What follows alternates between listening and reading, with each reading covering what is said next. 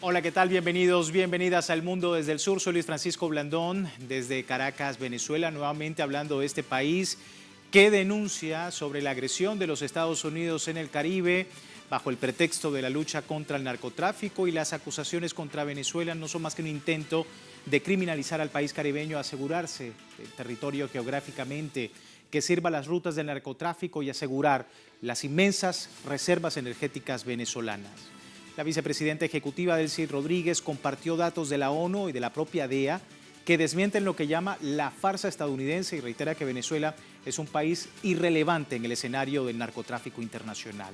La atención de Estados Unidos no es un hecho aislado. El presidente de Brasil recientemente, Luis Ignacio Lula da Silva, utilizó la plataforma de la cumbre virtual de los BRICS para lanzar una contundente crítica al despliegue militar de los Estados Unidos en el Mar Caribe. La presencia, dice, de Fuerzas Armadas de la mayor potencia en el Mar Caribe es un factor de tensión incompatible con la vocación pacífica de esta región, declaraba Lula en esa ocasión. Vamos a estar hablando, debatiendo sobre este tema. Antes, recordarle a través de redes sociales, a lo largo del día hemos sondeado la opinión de nuestros usuarios sobre la segunda arista de esta noche. Ustedes ya han participado respondiendo la pregunta, pero aquí le compartimos nuevamente para quienes no lo han hecho. Y es que Venezuela también denuncia que la gobernadora de Puerto Rico, Jennifer González, se suma a la agresión militar de los Estados Unidos. ¿Qué implicaciones cree usted tiene esta acción en el Caribe? Allí están las opciones: intento de remilitarizar Puerto Rico, la estrategia para reforzar el régimen colonial, avanzan planes guerreristas de los Estados Unidos en el Caribe o más intimidación contra Venezuela. Si no ha participado, el código QR le estaremos revisando y asociando las respuestas más adelante.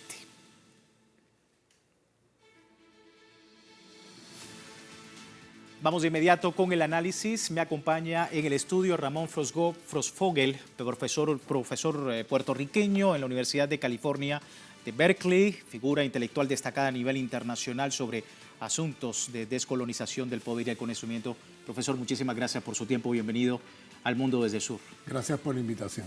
Bueno, nuevamente la denuncia de Venezuela sobre lo que ocurre en el Caribe y la importancia, lo hemos dicho durante todos estos días en nuestro sistema informativo, la importancia de las voces que se están sumando precisamente a todo esto. Hablaba el presidente Lula da Silva, posteriormente, o quise decir anteriormente, la cumbre de la CELAC, que daba precisamente indicios de la importancia de mantener esta región como zona de paz. La importancia, profesor, y su lectura sobre lo que representan esas voces.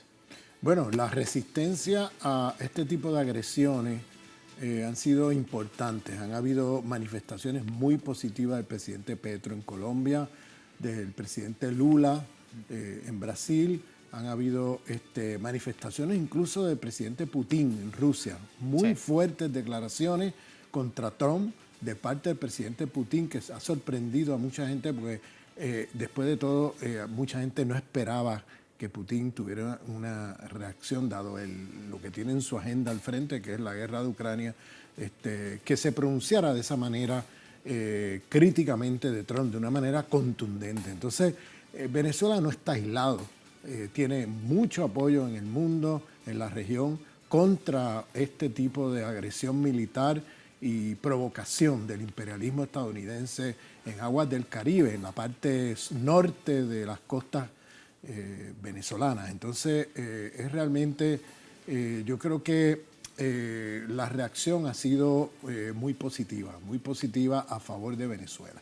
Sí, justamente hay un elemento que queremos sumar sobre los Estados Unidos, que ha difundido una falsa narrativa de narcotráfico en Venezuela, pese a que diversos informes de la ONU lo han ya desmentido. De hecho, recientemente Marco Rubio aseguraba durante su visita a Ecuador que no le importaba lo que dijera la ONU, ¿no? Según la vicepresidenta de Venezuela, se han examinado los informes anuales de droga de la Organización de Naciones Unidas contra la Droga y el Delito desde 1999 hasta 2025, y durante estos 27 años seguidos, Venezuela no aparece como un país de relevancia en materia de drogas ilícitas, de estupefacientes ni de narcóticos. Estos datos verificados por la ONU evidencian que la acusación de narcoestado hecha por los Estados Unidos carece de fundamentos y pruebas. De hecho, los informes arrojan que la presencia de la DEA podría haber sido contraproducente o simplemente podría ser infiltrada. Su postura, profesor, sobre esto, teniendo en cuenta también lo que representa que una persona como Marco Rubio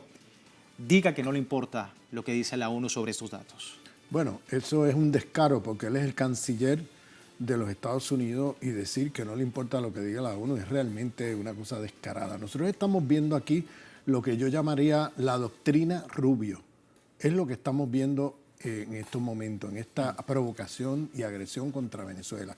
La doctrina Rubio, como sabemos, está alineada con poner énfasis del imperio estadounidense en América Latina y sobre todo contra los gobiernos soberanistas. Cuba, Venezuela, la cabeza de todos. Y claro, esto lo tenemos que entender en el contexto de la geopolítica mundial. En primer lugar, decir que el imperio ha perdido sus guerras frente a China, guerras comerciales, me refiero, en África y en Asia. El imperio ha perdido las guerras militares en el Medio Oriente. El imperio recupera Europa con la guerra de Ucrania, recupera los mercados europeos, desplaza y saca de los mercados las empresas rusas, pero el imperio, Europa no le ofrece mucho al imperio estadounidense. El imperio estadounidense lo único que le queda como lugar de riqueza, como imperio, es América Latina. Entonces ellos lo que buscan es una escalada para recuperar lo perdido. ¿A qué me refiero? Recuperar lo perdido en los mercados frente a China, en América Latina. China ha estado, vamos a ponerlo así, con una amplia mayoría en términos de exportación e importación sobre los Estados Unidos en muchos países de América Latina, incluyendo un país como Chile, que podríamos decir una neocolonia americana, pues el mayor socio comercial de Chile en importación y exportación no es Estados Unidos, es China. Entonces, y claro, no solamente contra China, Rusia y otras potencias emergentes para recuperar los mercados latinoamericanos, sino también ir contra los gobiernos soberanistas, porque ellos quieren también recuperar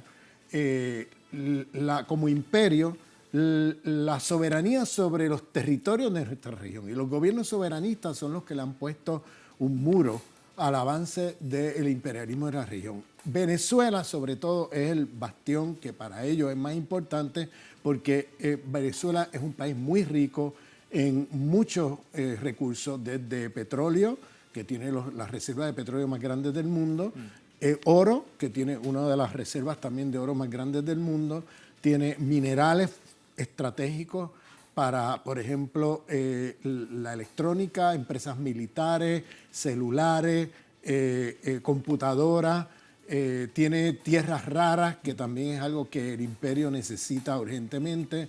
Entonces, la ofensiva del imperio es tratar de recuperar toda esa riqueza en la región y Venezuela se convierte en objeto de deseo desde hace rato porque es un país muy rico que ellos quisieran de alguna manera recuperar la soberanía que ellos tenían, el control imperialista que ellos tenían, para decirlo de manera más precisa, sobre la economía venezolana. Entonces, ese es el contexto, ¿verdad?, sobre lo que se monta esta escalada. Y el otro aspecto es la derrota en Bolivia. La derrota en Bolivia también envalentona al imperio, o sea, le da, dice, bueno, pues ya acabamos con Ecuador, acabamos ya con Bolivia, ¿y qué queda? Queda Venezuela. Entonces, ¿cómo le hacemos? ¿No? Y entonces, yo creo que esto es una provocación precisamente buscando cómo de alguna manera intervenir, ver cómo están midiendo las aguas, cómo reacciona Venezuela, cómo reacciona el mundo, cómo reacciona.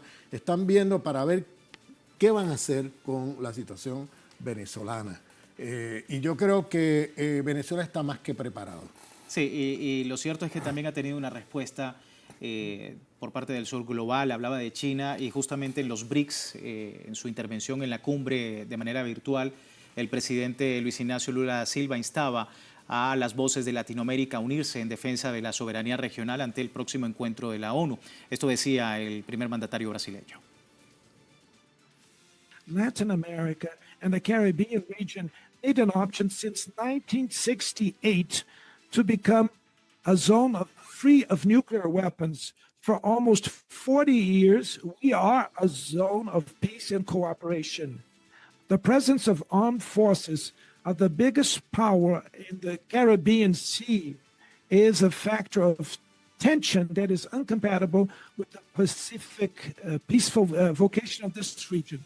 Dear friends, in 2 weeks we will be gathered in New York City, New York, for the 80th General Assembly of the United Nations. This will be an opportunity for us to speak with one sole voice in the defense of a reinvigorated multilateralism. We should move forward in enhancing the Security Council of the UN, incorporating new permanent and non-permanent members from Latin America, from Africa, and from Asia.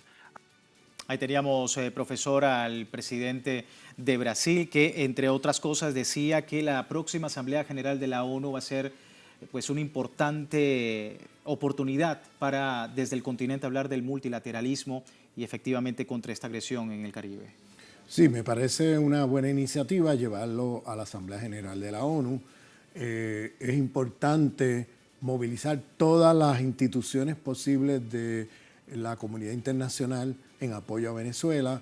Es importante la solidaridad en las calles de América Latina.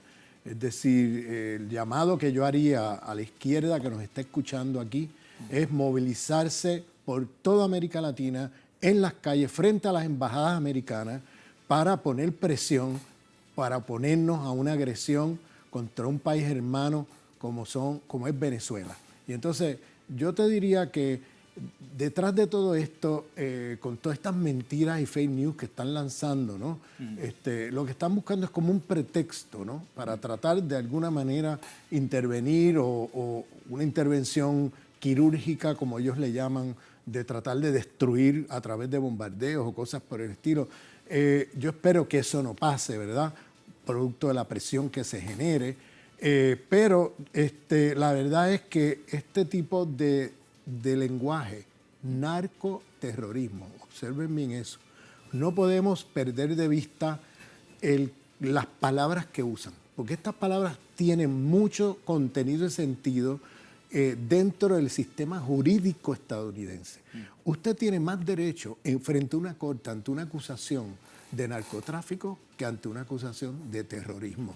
Es decir, las leyes en Estados Unidos desde septiembre 11 ya tienen un aparataje de leyes para poder, de alguna manera, suspender el habeas corpus, suspender la presunción de inocencia ante una acusación de terrorismo. Si usted está acusado de narcotráfico, usted tiene presunción de inocencia, usted se puede defender. Y en el plano internacional no se justifica un ataque a un país por narcotráfico, se justifica si es terrorista. Entonces ellos tienen la política de ataque preventivo ante un país si se es declarado terrorista. Entonces fíjate cómo el comunismo ya no funciona como lema para justificar una invasión a ningún país. Sí. El terrorismo islámico que lo usaron durante este siglo para invadir muchos países en el Medio Oriente no funciona en Venezuela porque es un país que no es musulmán. Entonces, ¿qué les queda? Pues mezclar la palabra narcotráfico con la palabra terrorismo. Y se han inventado esto de narcoterrorismo, una ficción, porque en realidad Venezuela mencionaban los informes de Naciones Unidas, sí, pero hay que ver los de ADEA, los mismos informes que ellos han producido. En el 2024-2025, en los 2 últimos años, si usted lee esos documentos, la palabra Venezuela no aparece nunca, nunca. Es decir, Venezuela no es un país que ellos identifiquen sus propios informes como Estado dentro del imperio, como un país que lleve drogas a los Estados Unidos. Entonces, esto es un gran invento que se han hecho. Todo el mundo sabe que la mayor parte de las drogas van por el Pacífico. Sí, algo que efectivamente ha denunciado en reiteradas oportunidades, la ruta del narcotráfico por el Pacífico y solo un pequeño porcentaje que entra o trata de ingresar por territorio venezolano. Profesor, voy a una breve pausa. Al regreso, le recuerdo a la audiencia, tiene tiempo de participar en la encuesta. Más adelante, pues en redes sociales revisamos los resultados. Por lo pronto, breve pausa acá en El Mundo desde el Sur. Ya regresamos.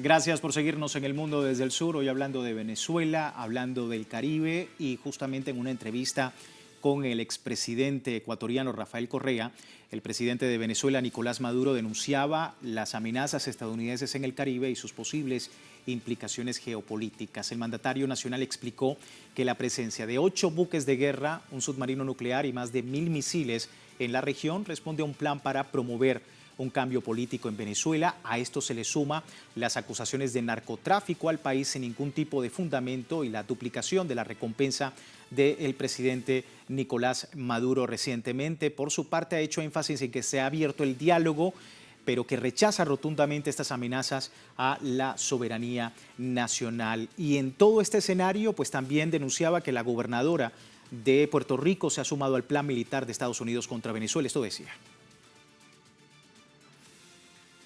Bueno, tienen 8 barcos ahora, 1.200 misiles apuntando a nuestras cabezas. Tienen un submarino nuclear. Y ahora dice que tienen a Puerto Rico, que en Puerto Rico llegó el jefe del Pentágono. Y la gobernadora de Puerto Rico dijo que Puerto Rico era la base para una operación militar contra Venezuela. Lo dijo. La gobernadora de Puerto Rico se suma a un plan militar. Yo le digo a la gobernadora de Puerto Rico, si usted dice que usted va a invadir a Venezuela, venga de primera, ¿oyó? En el primer barco se baja usted, que aquí la van a esperar las mujeres venezolanas, ¿oyó?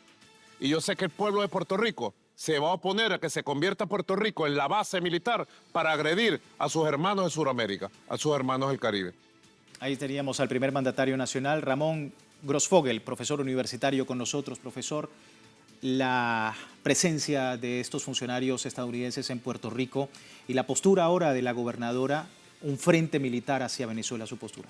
Bueno, yo como puertorriqueño, realmente es una vergüenza que la gobernadora de Puerto Rico se preste a estas maniobras de agresión a un pueblo hermano como el venezolano, que no le ha hecho ningún daño a Puerto Rico ni a nadie, ni a Estados Unidos ni a nadie. Esto es un invento imperial, todas estas acusaciones falsas de narcotráfico, de todos estos inventos que se hacen, para, como siempre hacen, para justificar de alguna manera una agresión a Venezuela.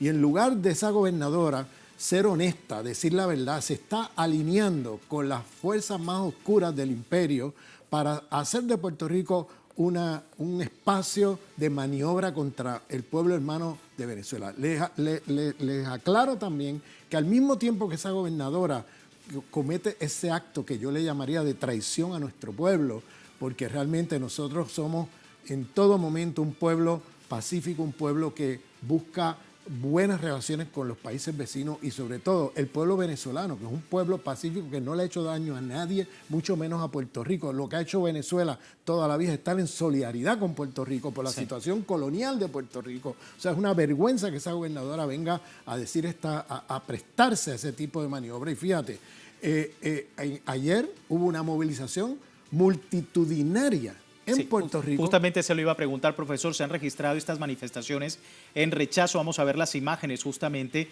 particularmente temen una posible reactivación de las antiguas bases militares en la isla en medio de las amenazas de Estados Unidos en el Caribe, protestas que fueron convocadas por, entre algunas, la organización Madres contra la Guerra, que a la vez denuncia que Puerto Rico pues es un pueblo invadido por Washington. Aseguran que se repite el patrón, así como pasó con Irak, y que la Casa Blanca usa el pretexto del narcotráfico para ocupar Venezuela y robarle los recursos. Entonces, en este caso, profesor, la opinión pública en Puerto Rico sobre esto y mantener como un límite de Estados Unidos a Puerto Rico en esa llamada lucha contra el narcotráfico que realiza en el Caribe. Sí, la gente se ha lanzado a la calle. Quizás eso no aparece como noticia central en la prensa porque no le conviene al imperio. En esa prensa amarilla, imperial, mentirosa, no aparecen esas cosas, pero usted métase en las redes y va a ver las manifestaciones multitudinarias en Puerto Rico contra el uso de Puerto Rico como un trampolín para una invasión a Venezuela. Puerto Rico tuvo ese rol por mucho tiempo en la base de Vieques, en el este de Puerto Rico. Ahí se hacían maniobras de ensayo de invasión para muchos países del mundo durante el siglo XX y el pueblo puertorriqueño de todos los colores y preferencias políticas se unió y los sacó a patadas de allí. Entonces ese complejo militar que era Roosevelt Roads en la parte este, en el pueblo de Ceiba, en Culebra, en Vieques, que servía para trampolín a invasiones militares fue cerrado por la lucha del pueblo puertorriqueño, haciendo desobediencia civil, impidiendo que pudieran practicar en esa zona. Al final cerraron todo.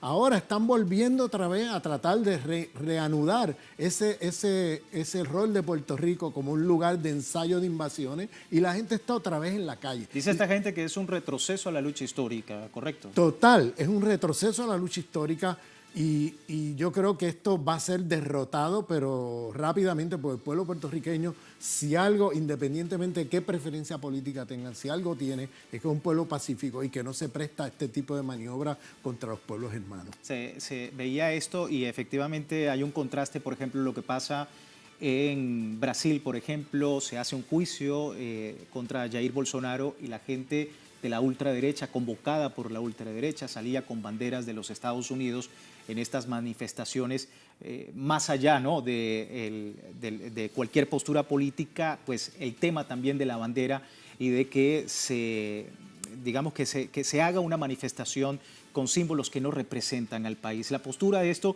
porque también tenemos Ecuador, por otro lado, un país con una crisis multidimensional desde el punto de vista económico, de seguridad, con bases militares, ahora nuevamente de Estados Unidos, sí ha sido la punta del iceberg de todo este movimiento del narcotráfico en Latinoamérica, profesor. Sí, mira, yo lo que tengo que decir sobre eso es que si Estados Unidos de verdad tiene interés en parar el narcotráfico en su país, que vayan a arrestar a los capos de la droga en los Estados Unidos, que son los capos que realmente controlan el comercio de droga a nivel internacional, que los puedes encontrar en Wall Street, en Nueva York, los puedes encontrar en el Pentágono y los puedes encontrar en el Estado Imperial en Washington.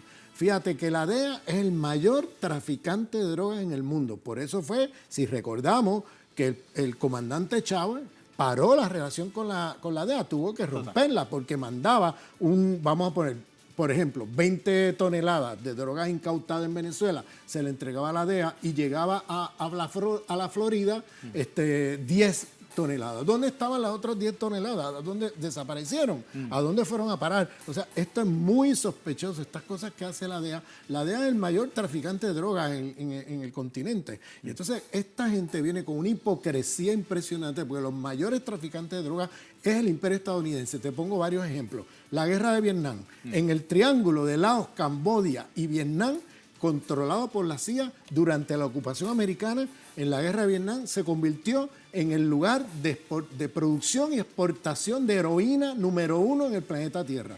Luego, en los años 80, en la guerra contra el pueblo nicaragüense, que vino el famoso escándalo Irán contra, cómo ellos subsidiaban las armas que llevaban a la contra en Honduras para atacar a Nicaragua, con cocaína. Es decir, la CIA enviaba aviones desde bases militares en la Florida, desde bases aéreas militares en la Florida, lo llevaba lleno de armas a Honduras y regresaban llenos de cocaína. Es decir, la contra pagaba con cocaína a la CIA.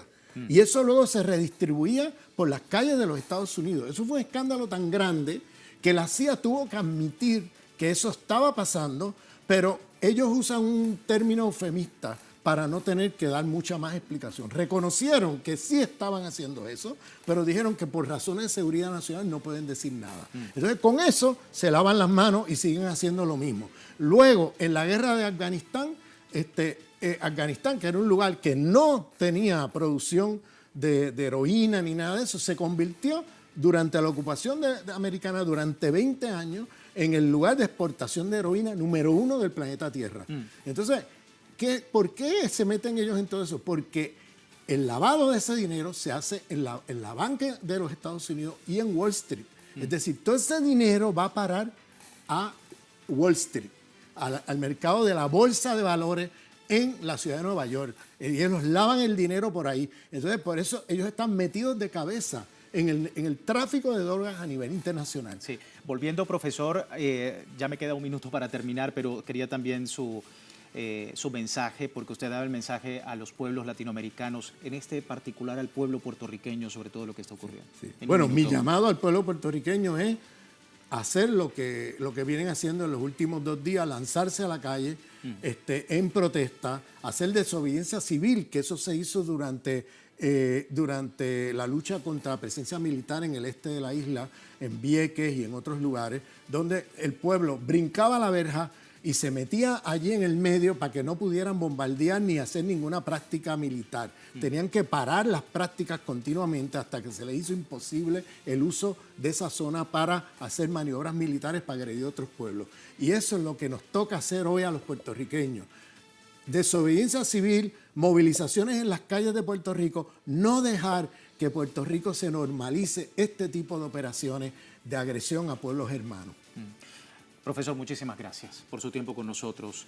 Ramón Grossfogel, profesor universitario puertorriqueño de California en Berkeley, y a propósito pues, de esta situación en el Caribe, la situación con Puerto Rico y por supuesto la denuncia de Venezuela, esa reiterada denuncia contra la agresión de los Estados Unidos. Rápidamente, antes de terminar el programa, revisamos los resultados de la encuesta que publicamos recientemente. Venezuela denuncia que la gobernadora de Puerto Rico, Jennifer González, se suma a la agresión militar de Estados Unidos. ¿Qué implicaciones cree usted tiene esta acción en el Caribe? 36% de los usuarios a esta hora dice intento de remilitarizar Puerto Rico. 13% dice que es una estrategia para reforzar el régimen colonial. Un poco más arriba, 28% dice que avanzan planes guerreristas de Estados Unidos en el Caribe, y un 23% también cerca allí más intimidación contra Venezuela. A todos ustedes, muchísimas gracias por participar. Me despido, no sin antes recordarle www.telesurtv.net, con nuestra señal en tiempo real, siempre con una perspectiva del mundo desde el sur. Soy Luis Francisco Blandón. Gracias por preferirnos.